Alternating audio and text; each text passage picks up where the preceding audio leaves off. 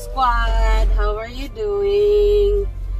Mag-record ako ng video habang ako nag-drive kasi sayang din ang oras. Siya pa yung may re-record natin kwento natin. So, musta na kayong lahat? I hope that you are all safe and healthy and strong. Sa tulong ng Lord natin. Lumalamig na dito sa Canada. Kaya nakikita nyo naka-jacket na ako habang nag-drive. So ayan. Itinaas ko ng konti ito kasi meron akong tinatakpan. Ayan. Yung froggy chin. Yung froggy chin ko, ito ang problema ko kahit noon pa. Kasi tumaba na ako ng gusto. Pero hindi yan ang problema natin. At wala din tayong problema so far. Thank you, Lord. At yun nga, ituloy natin yung kwentuhan natin from my experience doon nga sa Hongkong. Lalo na yung angle ng camera ko is nasa baba. Hindi ko mailagay dito sa medyo taas para sana maganda-ganda konti yung tura niya. Nakuha na ako ng amo ko na process na namin yung visa, extension of visa ko at nakapagpirmahan na kami ng contract for 2 years. At 2 years kasi ang contract doon sa Hong Kong. Noong kami, pag nakapag-extend ka na ng visa mo na may amo ka, ang contract is 2 years. So, 2 years yung contract ko dun sa amo ko. Doon nga ako nagstay ng 5 years bago ako makapunta dito sa Canada. I'm in Toronto particularly. At nung nandun na nga ako sa amo ko na yun, nag-work, wala namang naging problema sa awa ng Diyos. Alam niyo naman kayong mga nasa Hong Kong, long hours. Mag-i-start ka ng 6, gigising ka ng 6 a.m. Matatapos ka, gabi na, depende kung anong oras kakain yung mga amo mo. Kung may mga bisita pa, mga 11 o'clock, 12 midnight ka na matutulog. So, depende kung gaano kadami yung bisita, depende kung anong okasyon, kung Chinese New Year ba yan, or Christmas ba yan, whatever. So, normally, sa akin noon, 9 o'clock, 10 o'clock, tapos naman na ako. At after na makakain sila ng mga 7 or 8, ganun, yung pagliligpit na lang sa kusina ang medyo napapatagal. At sisingit mo na rin yung pagtutupi ng mga damit, ganun. So, yun ang aking experience sa Hong Kong. Doon sa last na naging amo ko doon, by far was my best. Kasi may mga napagtrabahuan ako nga at nag-try outan na yung iba ay napakasasalbahe, napakadadamot sa pagkain, yung mga ganon. So, tuloy ang impression ng mga overseas Filipino workers na kagaya ko sa Hong Kong ay maldita yung mga amo doon. Pero hindi naman lahat, kasi doon sa Hong Kong may mga mapalad ka kung ang mga naging amo mo ay expat na tinatawag doon sa Hong Kong, na mga puti or mga ibang lahi aside from Inchik. Meron din namang mababait na Inchik kasi mga Inchik naman yung aking amo doon noon na kung saan nagtagal ako. Pero yung babae, sabi ko nga na-raise siya sa Hawaii, kaya may influence ang West sa kanila. Ngayon, yung apply ko naman papunta dito sa Canada at hindi rin madali.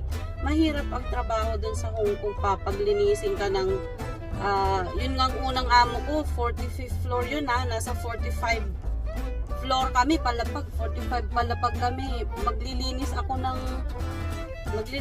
ng bintana doon.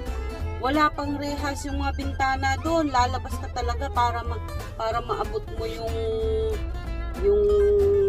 yung kabilang bintana. Habang kinukwento ko na namamawis yung mga palad ko dahil naalala ko yung ba, napakamalaglag ka. Pagtingin ko sa baba, parang mga langgam lang yung mga sasakyan. Kaya sabi ko, Lord, pag nalaglag ako dito, wala, wasak. Wasak ang katawan ko, wala na. Pero salamat naman sa gabay ng Lord at iniingatan yung tayo lagi. So yun lang talaga ang bottom line doon. So ganon, mga experience na para bang kung iisipin mo is hindi talaga makatao yung mga pinagagawa minsan ng mga amo. Pero doon din naman namog yung pagiging resilient natin sa mga problema. Natuto akong humarap sa anumang klase ng problema, kung paano ko i-deal yung mga amo ko, anong gagawin ko, anong best na gawin ko para ma-please sila sa mga ginagawa ko. So ganun lang. At yun nga, ang iniisip ko lang lagi noon is magtatrabaho ako dito para sa aking pamilya, lalong-lalo na yung aking mga anak. Kasi nga maliliit pa nga noon sila kambal. At kagaya nga ng sabi ko, gusto ko rin makaahon at sa hirap at makaranas ng kaginawaan sa buhay. So alam nyo, pag nangarap ka at kumilos ka sa buhay mo na gusto mong gawin yan, gusto mong makamit yung isang bagay, gagawin mo talaga yung makakaya mo, abot sa iyong makakaya para makamit mo lang yun. Pero siguraduhin lang natin sa akin ang importante is kukuhanin ko yun sa tamang paraan at sa magandang paraan, hindi sa madalian na oo nga, magiging mayaman ako kaagad, pero kumbaga mapepeligro naman yung buhay mo. So wala sa isip ko yun. Di bali nang maghirap ako, makamit ko lang yung aking mga pangarap pero sa tamang paraan. Malalaki na rin yung mga alaga ko doon. 10 at 12 nung dumating ako doon, yung mga alaga ko. So by the time na umalis ako is na yung malalaki na sila at hindi na rin naman nila kailangan actually noon ng full time na katulong nila sa bahay. Meron na lang yata noong nagpupunta o naglilinis sa kanilang bahay according to my neighbor. At sumunod din yung aking kapitbahay doon. Kabakdor ko si Pilar. Nandito na rin siya sa Canada. Praise the Lord. Proseso nga ng pagpunta ko dito sa Canada is very funny na hindi mo maarok kung gustuhin talaga ng Panginoon na mangyari sa buhay natin yung mga magagandang bagay hindi natin mapipigilan. So, ang nangyari dito doon sa pagpunta ko dito sa Canada pala, may kaklase yung asawa ko nung college na nandun sa Montreal. One time, nagbakasyon siya at nagkataon din na yung isang co-teacher yata niya doon sa community college ay kapatid nung kaklase niyang yon na nagbakasyon. So, I don't know, birthday yata ng isa sa mga anak nila, I don't know who. At nagpunta nga yung mga co-teachers nung kapatid nung lalaki na galing Montreal. So yung galing Montreal na yan, nag-video, nag-film siya doon sa mga pangyayari, sa Tapos sabi ng asawa ko, si ano ba yan? Si Mante ba yan? Sabi daw. Sabi niya, bakit mo kilala? Kuya ko, sabi daw yung co-teacher niya. Sabi niya, kaklase ko yun ng college. Sabi niya ganyan, edi kwentuhan. Tapos sabi daw ng Mante, mamaya pagkatapos yung kumain, mag-usap tayo, sabi. So, ayun, kwentuhan, nabanggit niya na yung asawa niya ay nasa Hongkong. Sabi naman ito ay yung 5th year na nung pangatlong kontrata ko na doon sa amo ko na yun na nakakuha sa akin. Yung pangatlong contract ko doon, ito na, December, nagbakasyon itong si Mante sa Pilipinas. So yun, nabanggit niya na nasa Hongkong ako at sabi niya nga, bakit hindi siya mag-cross country? Sabi niya daw na pumunta sa Canada. Naririnig ko na noon yung Canada kasi marami na rin kaming kasamahan sa church dati na pumunta dito sa Montreal, mostly sa kanila. Pero parang wala akong eagerness na pumunta dito kasi gusto kong umuwi na after ng pangatlong kontrata ko. Ang bala ko noon ay mag-for good na ako after my third contract. Pagkatapos nilang mag-usap at nakauwi na yung asawa ko, binigay niya yung phone number niya sa asawa ko. Sabi niya, sabihin mo sa asawa mo, tawagan niya ako pag nakabalik ako sa Montreal. So, bumalik sila mga January na kasi nga Pasko yun, di ba? So, December, nagpasko sila doon, bumalik sila. January na, mid of January yata. So, of course, ako naman din itong si Atat, may mga jet lag pa, tumawag na ako agad. Sabi niya sa akin, pwede bang tawagan mo next week kasi galing pa daw sila sa biyahe at iba nga yung oras dito. Natawagan ko nga siya, sabi niya sa akin kasi tinatanong ko kung meron siyang ibibigay sa akin. Sabi niya, maghanap ka ng agency dyan sa Hong Kong at mag-inquire ka kung paano pumunta dito sa Canada. So yun nga ang ginawa ko. After na malaman ko yun, mga mid-January, naghanap na ako dun sa Hong Kong kung saan na ako pupunta. Dyan sa Central, sa Chimsachoy, sa North Point, lahat na. Napagtanungan ko na yung mga tao na Pero syempre, pinipili ko kung saan ba yung parang legit. Kasi di ba usong-uso naman yung mga fake recruiter or anything. So nakahanap ako. Nag-process ako ng papers ko.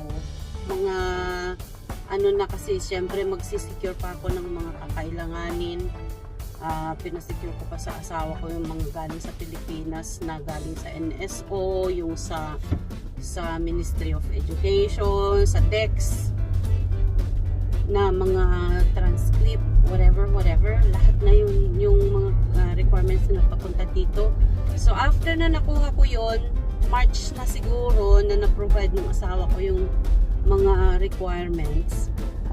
Dire-diretso na yung submit ko ng kailangan. By June, nakapirma na ako ng contract din. So kung gaano ako kabilis pumunta sa Hong Kong, ganun din kabilis yung pagpunta ko dito sa Canada. Na nung nagkaroon na ako ng amo, dire-diretso na. Hanggang sa umuwi ako ng July that year, 2003, before akong pumunta dito. Kasi alam ko na baka pag hindi, malay ko ba kung anong madadatnan ko dito na kung ilang taon ako bago makauwi sa Pilipinas.